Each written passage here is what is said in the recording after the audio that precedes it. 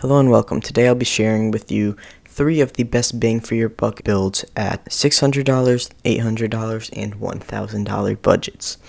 All the links to these PC part pickers lists will be in the description below if you want to check them out for yourself and customize them for your use case. In this video specifically, we'll be focusing on gaming PCs, and we'll have, since this is the first video on this channel, I will actually throw in a special productivity one at the end. Without further ado, let's get into it.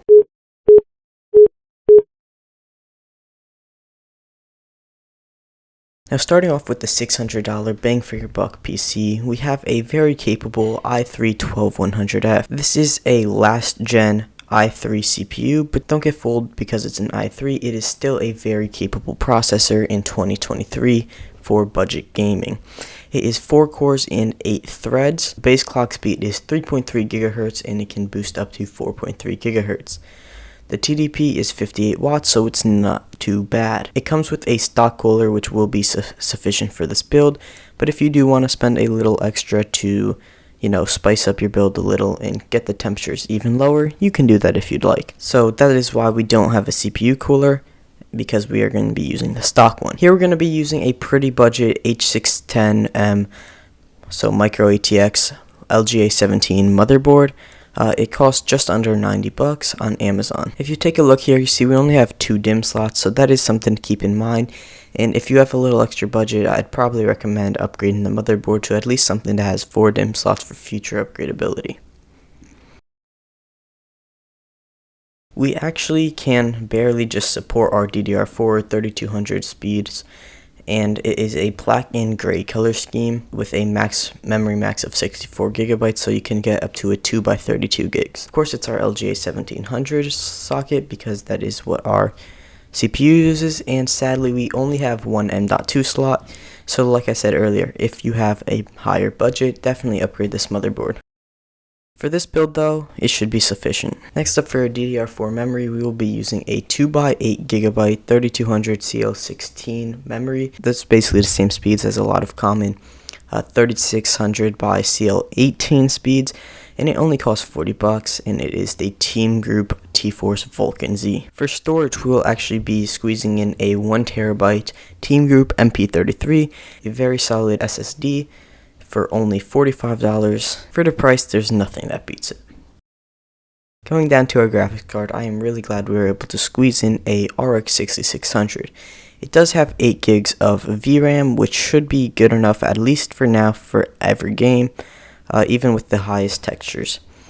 This card will offer great performance at 1080p and even will be playable in some titles at 1440p medium settings. Here we have a pretty budget case, the Rosewill Prism S500 ATX mid-tower case, and it does come with a few fans, and it is just a black and RGB case. It comes with 4 pre-installed fans, and it can support a video card, so our graphics card, up to 44mm, which is way more than enough than what we need.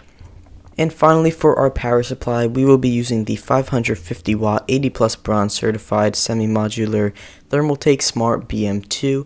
This is a tier C unit on the tier list, and it should be good enough for this build. It is 80 plus bronze, so it is pretty efficient, and it only costs $54, so that is a great price.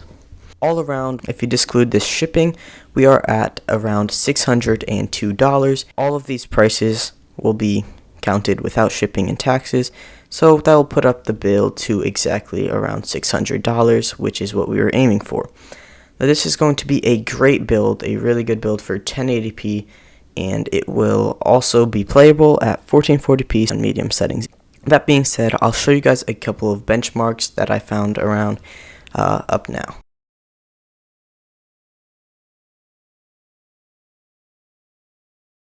Okay, moving on to the $800 build. Now, this is actually going to be an $850 build. You can downgrade a couple of the parts if you would like to. Anyways, now with the little sale running on the Ryzen 5 5600, which is a 6-core and 12-threaded CPU, it is down to $120.82. This is a insane price for a CPU like this. Once again, it comes with a stock cooler that will be sufficient for cooling, but if you have a little extra budget, you can add a CPU cooler that you want. This is going to be a black and white build, so if you guys stay with the stock cooler and you want to increase the aesthetics, you can always paint the CPU cooler, the stock cooler, white. Anyways, so this is a very good, one of the best, if not the best, budget CPUs around, and it is going to be great for like anything up to like, it won't really bottleneck. Anything up to like a 6800 was when you'll start like noticing maybe a little bit of a bottleneck, but it is a tremendous CPU. Like I said earlier, it is 6 cores and 12 threads, 65 watts, so still once again not too much, base clock speed of 3.5 gigahertz and a boost clock of 4.4 gigahertz, and it is an AM4 socket, and it can support up to 128 gigabytes of memory. Now onto our motherboard, we have a $109, basically $110 motherboard. This is going to be the Gigabyte B550M DS3H Micro ATX motherboard. Once again, it's our AM4 socket to support our CPU, and it can support a lot of DDR4 speeds, including the one we will be using. It has 4 DIMM slots, which is great. Let's show you that. It has 4 DIMM slots. It has actually 2 M.2 slots that we can use. So we're only going to be using one SSD, but you can always install another one if you would like to. It does not have Wi-Fi, so that is one thing to keep in mind. I forgot to mention that with the last build we looked at, that motherboard also did not come with included Wi-Fi. Anyways, this should be a solid motherboard to go along with our build.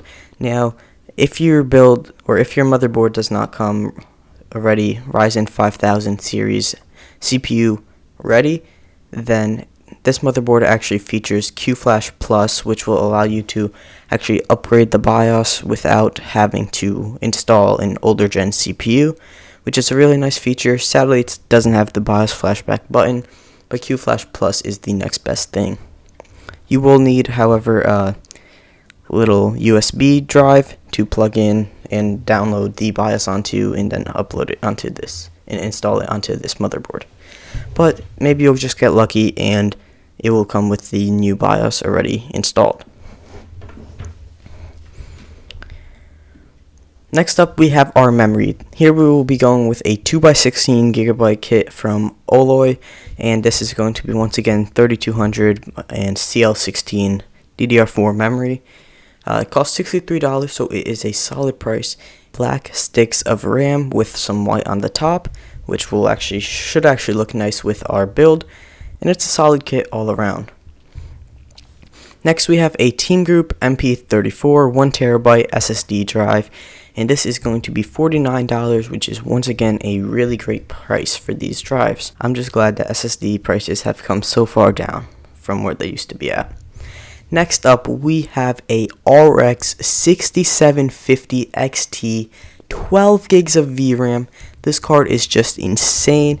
It is crazy that we can fit this type of card into an $850 budget. This card will give you a great 1440p gaming experience, absolutely destroy anything you put at in 1080p, which is honestly just wasting that graphics card.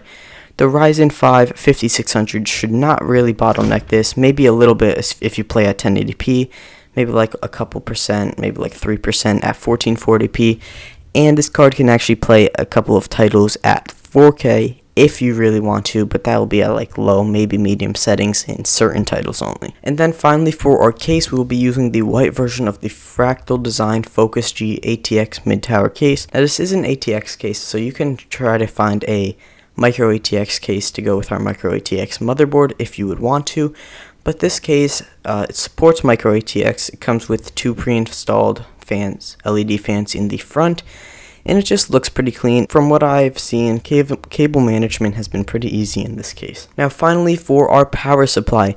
Now I was originally going to go with like a 700, maybe 650 watt power supply, the same power supply we actually used in our previous, in the $600 build, just with higher wattage, because, you know, it was great value. But, you know, 2 days ago, the power supply actually got sold out, so I was forced to find another one, and this one is actually 80 plus gold certified. It is once again a tier C on the power supply tier list, and it cost only $67, and it's 800 watts, which is definitely a little bit overkill for this build. But you know, you could upgrade a little in the future, and it's 80 plus gold, so who's really complaining? Anyways guys, the total for this build actually came out $854.74, so basically $5 over budget, and that's once again not including taxes or shipping.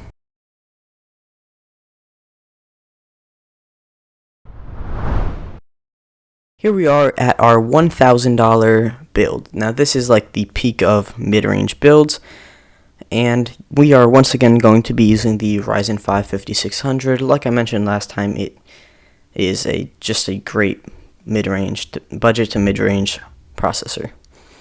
Now for our motherboard, we will be upgrading a little bit to a MSI B550 Pro VDH Wi-Fi Micro ATX motherboard. So this one actually comes with Wi-Fi. I believe it was Wi-Fi 5 though.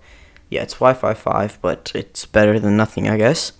It is a black motherboard, and it comes with a BIOS flashback button, which is nice. If it doesn't come with BIOS already flashed to the Ryzen 5000 series of CPUs, then you'll still be okay because we have the BIOS flashback button. Now, as you can see from the pictures, we have 4 DIMM slots for our RAM with a maximum capacity of 128 gigabytes. So the highest you could go is, you know, a 4x32 gigabyte kit. It is DDR4 memory supportive, and it supports all of our DDR4 speeds that you can ever need, including the one that we are using. So no needs to worry about that. 2 M.2 drives, so once again we're only going to be installing one, but if you need extra storage you can always install another one. Overall, this board should be very good for our build, and it should just serve our build well. Next up, we are going to be upgrading the RAM to a 3200 CL16 DDR4 2x16 gigabyte Team Group T-Force Delta RGB kit.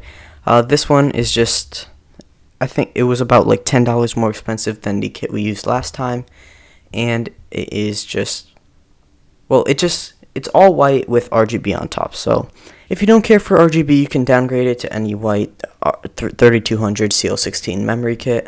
And yeah, we're using 32 gigabytes 2x16, so we're getting the benefits of dual channel once again. We are once again using the Team Group MP34 1TB kit that we used last time. Once again, it's PCIe 3.0. You could look for a 4.0 drive. That is, just make sure that it's actually faster than this one. And this one is at $49, so it is a great price. And now for the juice of this build, we have a Radeon RX 6800, 16 gigs of VRAM, costing us $465. This is just a absolutely wonderful card, especially for a $1,000 build like this. It'll blow out any pre-build that you can put against this build. And then we are going to be using the NZXT H5 Flow ATX mid-tower case. Now this is a white case, and I've never built in it, never built in any of these cases. It is all white and just looks beautiful. It comes with, I believe, 3 pre-installed fans, one over there in the back, then this one in the bottom, which blows right up into your GPU to keep your GPU nice and cool. And yeah, it's just a nice case overall. And there is a black version, which is actually a little bit more expensive, but we are doing a white build once again, so we will keep it white. Here for our power supply, we got a Corsair RM750E 750 watt 80 plus gold certified ATX power supply, and it is fully modular. So if you want to get some custom white cables for it, you can, but the black cables might contrast nicely in the case. So anyways, that is going to be a good power supply for this case. 750 watts should be more than enough for this build, as the 6800 is not too power hungry. With the RX 6800, we should be able to destroy any 1440p game, and once again, we should be able to play some games at 4K, medium to high settings, 60 plus FPS in some titles. Not the most demanding titles like Cyberpunk, probably not. Anyways, the total for this build is $1,004.3, before shipping and taxes, and we basically once again went only $4 over budget, and we have a PC that will destroy any pre-built that you throw at it and destroy any game that you throw at it in 1440p ultra settings. Alright guys, now for the special edition build, usually in these videos we will be only doing 3 builds, but since this is the first video, I want to throw in a special treat for you guys, and we are going to be making a nice streaming and productivity PC that can still game well. Now, this PC, the budget for this one is $1,500 for this streaming productivity and gaming PC, and as you saw in the previous 3 builds, we have not touched an NVIDIA GPU, and well, that's just because, let's just say AMD usually completely blows NVIDIA GPUs out of the water when it comes to price to performance. Unless you're using ray tracing, then it might be a little bit of a different story, but with lower end cards, you're probably not going to get great ray tracing performance anyways. Onto this build finally. We got the Core i7-12700K Intel processor. Now this is once again a last gen, aka 12th gen Intel processor using the LGA 1700 socket. Its base clock speed is 3.6 GHz but can boost up to 5 GHz, and the total power draw is 125 watts. It does have integrated graphics, which could help with video editing and video exporting stuff, but other than that, you really won't. It's just slightly worse performance in games than like the 12700KF. It does not include a cooler, so we will have to get a aftermarket cooler for this one. And yeah, so right now this is $60 off on Newegg, and this will actually expire the last day of March. So if you do want this build for this price, you will have to jump on this before the end of March. It ends on March 31st, so yeah. Next, for our cooler, we will be using the Deepcool AK400 Zero Dark cooler, and this should be sufficient in cooling our 12700K, and it spins at anywhere between 500 to 1850 RPM, so you can make this thing spin fast. We got it in the black color. It is also available black and silver and white, and it is only $38. For our motherboard, we have a $190 motherboard, so finally something a little bit nicer. We got an MSI Mag B660 Tomahawk Wi-Fi DDR4 ATX motherboard with our LGA 1700 socket, of course. It comes with 4 DIMM slots, any DDR4 speed you could need, including the one we're using, obviously. It is a black and silver motherboard with 4 DIMM slots and 3 M.2 slots actually that we can plug in our NVMe M.2 drives in. And it comes with Wi-Fi. It comes with Wi-Fi 6, so that's always a good thing. The motherboard itself actually looks pretty nice with some heat sinks all over the place, including for our M.2 drives. And of course, it'll support our CPU out of the box, so no need to flash BIOS or anything like that. Anyways, next, for our actual memory for this, we will be using the G.Skill Ripdraw 32 gigabytes, because this is a productivity build. We automatically need 32 gigabytes basically, and we actually upgraded to a 3600 CL16 kit. Now remember earlier I said that 3200 CL16 is basically the same as 3600 CL18, but we were able to find a nice black CL8 or CL16 with a 3600 speed. The first world latency is not bad with 8.9 nanoseconds. And yeah, we're just getting 2x16 gigabytes fast DDR4 RAM. Anyways, moving on to the storage, since we are going to be using this a lot for maybe some streaming, content creation, you want to have you want to have a lot of storage. So our main SSD is going to be a 1TB of the Samsung 980 Pro.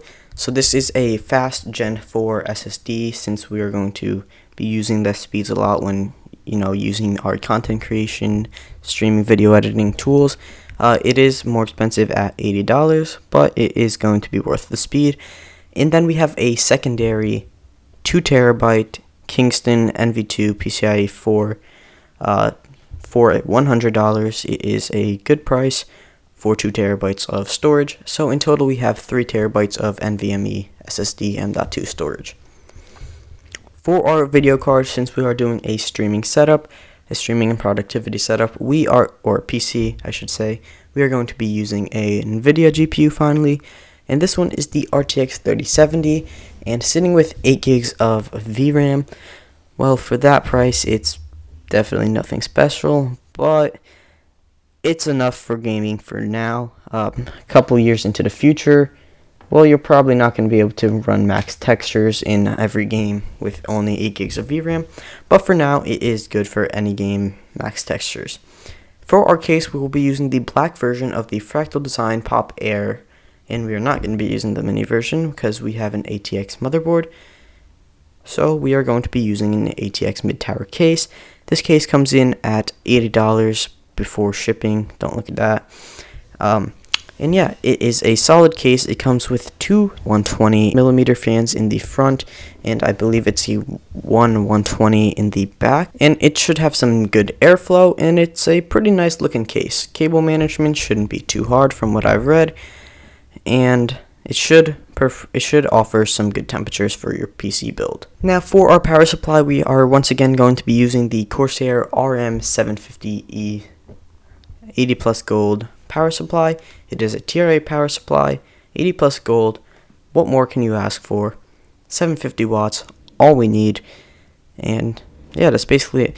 With the discount on the CPU, we are actually down to, even after shipping, below budget at $1497.63.